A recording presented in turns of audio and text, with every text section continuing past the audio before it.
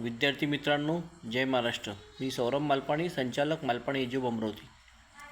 पहिला जो अटेम्प्ट आपण देत आहोत MSTCETचा PCM ग्रुपचा, त्याच्या एक्झाम डेट्स रिलीज झालेल्या आहेत आणि कोणाला कुठला स्लॉट एक्झामचा मिळाला आहे आणि कोणता टायमिंग आहे याचं हॉल तिकीट रिलीज झालेलं आहे.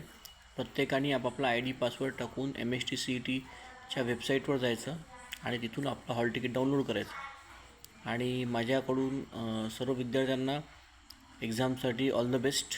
आणि सगळ्यात महत्त्वाचं म्हणजे माझं एक ऑब्झर्वेशन झालं आहे, ते फार महत्त्वाचं आहे. यावर्षी जवळपास 8,25,000 लोकांनी PCM ग्रुपसाठी फॉर्म भरला आहे, जे की मी मागच्या 12 वर्षात कधीही बघितलेलं नाही आहे. म्हणजे जवळपास मागच्या वर्षीपेक्षा दुप्पट लोकांनी फॉर्म भरलं आहे एक्झामचं. आणि महाराष्ट्रात तेवढ्या इंजिनिअरिंग कॉलेजच्या सीटसुद्धा नाही आहे.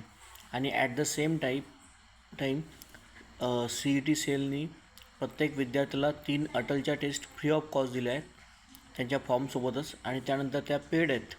परंतु जे माझं ॲनालिसिस आहे, माझ्या इथलच्या 6-7 विद्यार्थ्यांनी जे हुशार आहेत त्यांनी त्या एक्झाम अटेम्प्ट केल्या, पहिला, दुसरा आणि तिसरा पेपर.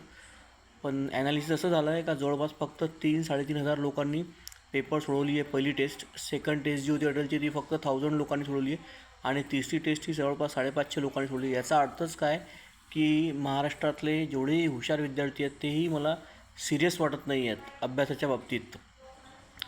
म्हणजे हा ॲनालिसिसचा पार्ट झाला. जर 8.25 लाख लोकांनी फॉर्म भरला आहे तर निदान कमीत कमी 90% वरती 10% विद्यार्थी असले पाहिजे, म्हणजे जवळपास 80,000 विद्यार्थी. आपण त्यातले 5% लोक म्हणजे जवळपास 40-45,000 विद्यार्थ्यांनी तरी आतापर्यंत अटलची फ्री मॉक टेस्ट देऊन बघायला पाहिजे होती, परंतु कोणी दिलेलं नाही. यावरूनच लक्षात येते की यावेळेस कट ऑफ कमी लागू शकतो, कारण की सिरियसनेस कमी आहे. त्याचं सगळ्यात मोठं कारण म्हणजे जास्तीत जास्त विद्यार्थ्यांनी हे ऑनलाईन क्लासेस लावले आहेत. आणि ऑनलाईन क्लासेसमुळे काय होतं आहे की त्यांचा अभ्यास फार कमी झालेला आहे आणि त्यामुळे ते फुल पोर्शनचा पेपर द्यायला घाबरत आहे.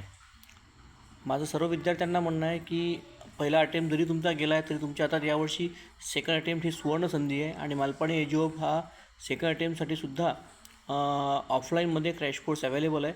त्यामुळे सर्व विद्यार्थ्यांनी मालपाणी एज्युब अमरावती येथे कुठल्याही महाराष्ट्रातल्या कुठल्याही कोण्यातला असेल तरी सेकंड अटेम्प्टसाठी त्यांनी हॉस्टेल फॅसिलिटीसुद्धा अवेलेबल आहे.